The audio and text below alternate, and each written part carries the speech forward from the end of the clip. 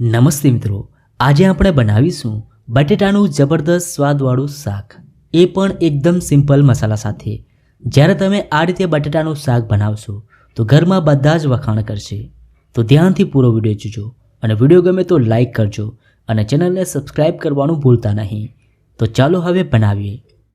બટેટાનું સ્વાદિષ્ટ શાક બનાવવા માટે મેં અહીંયા 3 મોટી સાઇઝના બટેટાને બાફી આ રીતે મોટી સાઇઝમાં કટ કરી લઈ લીધા છે. હવે આપણે શાક બનાવી લઈએ. એના માટે એક પેનમાં લઈએ 3 ટેબલસ્પૂન તેલ. હવે તેલ ગરમ થાય એટલે 1 ટીસ્પૂન જીરું એડ કરી દઈએ. સાથે 1/4 ટીસ્પૂન હિંગ, 2 સૂકા લાલ મરચાં, થોડા મીઠા લીમડાના પાન, 3 ઝીણા સમારેલા ટમેટાં અને સ્વાદ પ્રમાણે મીઠું એડ કરી બધી સામગ્રીઓને મિક્સ કરી દઈએ અને ટમેટાને સોફ્ટ થાય ત્યાં સુધી કૂક કરી લે.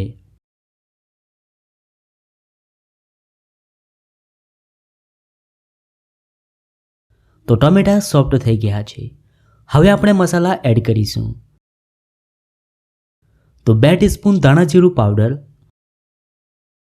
અડધો ટીસ્પૂન હળદર, 1 ટીસ્પૂન લાલ મરચું પાવડર. મરચું તમે તમારા સ્વાદ પ્રમાણે એડ કરી શકો છો. સાથે 2 ટીસ્પૂન કાશ્મીરી લાલ મરચું અને અડધો ટીસ્પૂન ગરમ મસાલો. હવે બધા જ મસાલાને મિક્સ કરી મસાલામાંથી તેલ છૂટું પડે ત્યાં સુધી થવા દઈએ.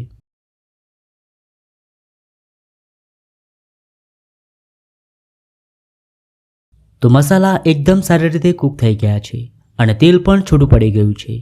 હવે તેમાં બટેટા એડ કરી દઈએ અને બટેટાને મસાલા સાથે મિક્સ કરી દઈએ.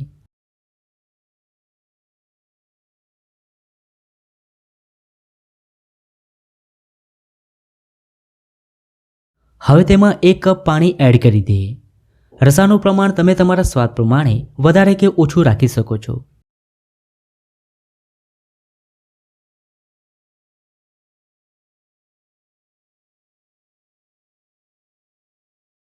સાથે થોડું મીઠું એડ કરી દઈએ. મીઠુંનો આપણે પહેલાં પણ ઉપયોગ કર્યો છે, તો જરૂરત પ્રમાણે મીઠું એડ કરવાનું. હવે આપણે ગ્રેવીને 3 થી 4 મિનિટ થવા દઈએ, જેથી ગ્રેવી થોડી થીક થઈ જશે. આ સમયે તમારે ગેસની ફ્લેમ મીડિયમ રાખવાની છે. હવે લાસ્ટમાં એડ કરીશું થોડી કોથમીર. તો જોતાં જ ખાવાનું મન થાય તેવું બટેટાનું ટેસ્ટી શાક બનીને તૈયાર છે. આ શાકને તમે પૂરી અથવા રોટલી સાથે સર્વ કરો, ખૂબ જ સ્વાદિષ્ટ લાગશે.